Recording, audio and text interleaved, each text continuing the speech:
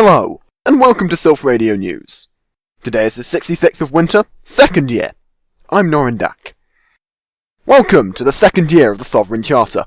Since our last bulletin, there have been a series of worldwide events, perhaps one of the most influential being the War of Cold Sand, that is showing no signs of abating.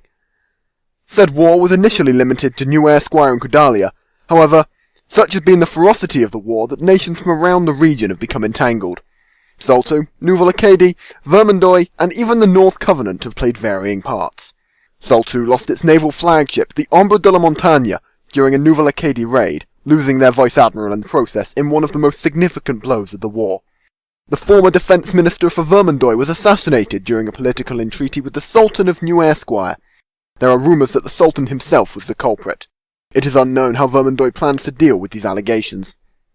In more upbeat news, to celebrate the turning of the year, the various member nations of the Sovereign Charter have been engaging in widespread celebrations known as the Festival of Unity. The festival has been a runaway hit, with many nations taking part, not only in the International Exchange and the International Football Tournament, but also the Flashback concert, sponsored famously by the Retro Flashback radio station. Since the 45th of winter, the Sovereign Charter has grown further, taking in a further 10 member nations who have been contributing to the Sovereign Charter. Notably, the free land of Megapusia fell into anarchy in recent weeks. It is not known how Megapusia fares due to the instability, but is believed that the state will continue its decline as former citizens flock to other countries. In economic news, the euro has dramatically fallen out of the economy, with only one member nation now using it, in contrast to the Ruan, long known for its popularity and stability, and has reached new heights of stability, with two nations taking up the Ruan, making it the most stable currency in the region beyond the dollar, which appears to be stagnating. Since the dramatic crash of the Ruan on the 42nd of winter, the Ruan has managed to rally back to just under 1.2 NS dollars. The yen has also managed to hold its value at 0.6 NS dollars, although many investors still think that the yen is an unstable bet, due to the wide variation in economic policies between its users. The sovereign gold has shown little to no fluctuation since its recording, making the sovereign gold, while the least valuable in noted currencies, also one of the most stable currencies.